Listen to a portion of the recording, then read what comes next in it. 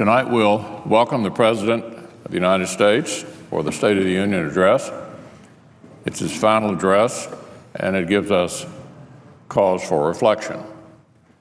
Many of us recall the moment in Boston when a state senator became a national star. His rhetorical gift was undeniable.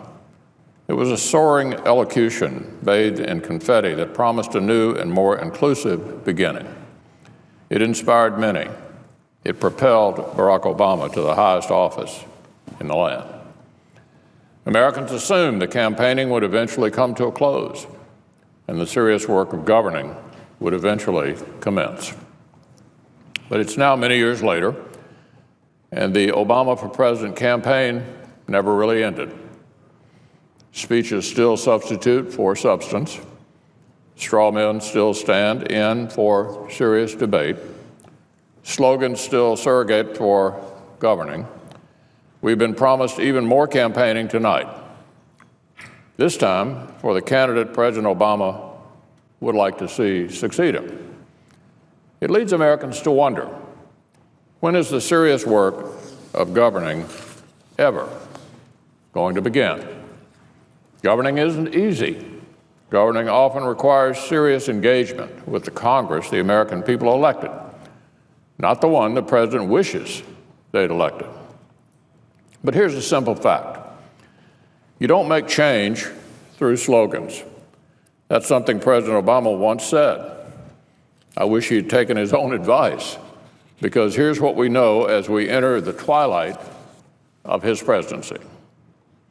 He's presided over a sluggish and uneven economic recovery that's failing too many of our citizens. Health premiums and deductibles have continued to shoot ever higher. Wages have flatlined for too many. Inequality has grown. Manufacturing has shrunk. Poverty seems to entrench. The middle class has continued to collapse to the point where it no longer even constitutes a majority of our country. The Obama administration says it wants to help the middle class, but its policies often tell a different story. We've seen the negative impact Obamacare has had on so many middle-class families. We've also seen this administration declare a war on coal families who just want to get ahead. Tonight, I've invited a Kentucky miner from Pikeville, Howard Absher, as my State of the Union guest. He's watched as the Obama administration's heartless approach has helped contribute to devastation in his community and to the loss of thousands of jobs in Kentucky, one of which was his own job. And here's what his message has been to President Obama. Howard Absher said, we're hurting and we need help, but we don't want to be bailed out, we want to work. Many Kentuckians feel the very same way. Many Americans feel similarly, too. Today, only 20% of our citizens think things are headed in the right direction in their country. Nearly three-quarters want the next president to take a totally different approach from the current one. These are the simple facts, and they present the president with a choice. President Obama can try to blame others for it. He can try to convince Americans they're wrong to feel the way they do, or he can take responsibility and chart a new course.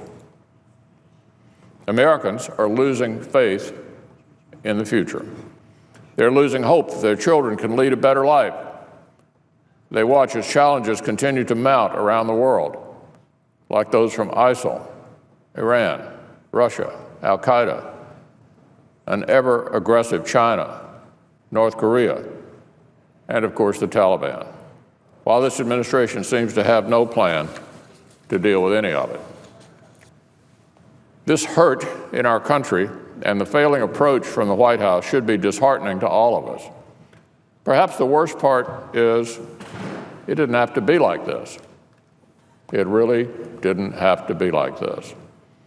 I believe that when the American people elected divided government, they aren't telling us to do nothing. They're telling us to work together in the areas where we can agree so we can make progress for our country.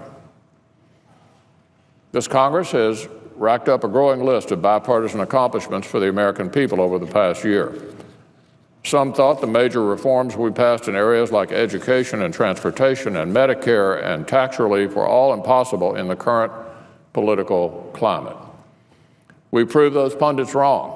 We showed how significant bipartisan accomplishments can be achieved when good policy is the goal. Perhaps we've inspired the president to finally try his hand at bipartisan achievement as well. We'll see tonight when he delivers his last State of the Union address. If he proposes real plans to do things like defeat ISIL, grow economic opportunity, and strengthen the middle class, plans actually designed to pass this Congress, not just provide talking points for the next campaign, we'll know he's ready to join us in meeting the challenges of tomorrow. Because Republicans aren't afraid of the future, and we don't think President Obama should be either. We want him to join us in recognizing the challenges of today while working for the solutions of tomorrow. It is true that we as a nation have a lot of challenges to confront. The pain and the worry in our country is real. It's palpable. But none of it is insurmountable. That's the hopeful message I expect Governor Haley to deliver tonight. I expect her to contrast a failing presidency that's stuck in the past with a Republican Party that's oriented to the future. Nikki Haley knows the American dream. She's lived the American dream. She believes in the continuing promise of our country, and she understands the importance of opportunity and upward mobility for our middle class. When Governor Haley talks about hope and change, she means it, because she actually worked to deliver it. Now, there's nothing wrong with inspirational speeches. We all need to be inspired, especially in trying times like these. Soaring rhetoric matched with the right policies and hard work to actually achieve them is usually good for our country. Just ask Ronald Reagan or Jack Kemp. But empty eloquence wrapped in left-wing ideas of yesterday that hurt the middle class, it's time to leave that behind.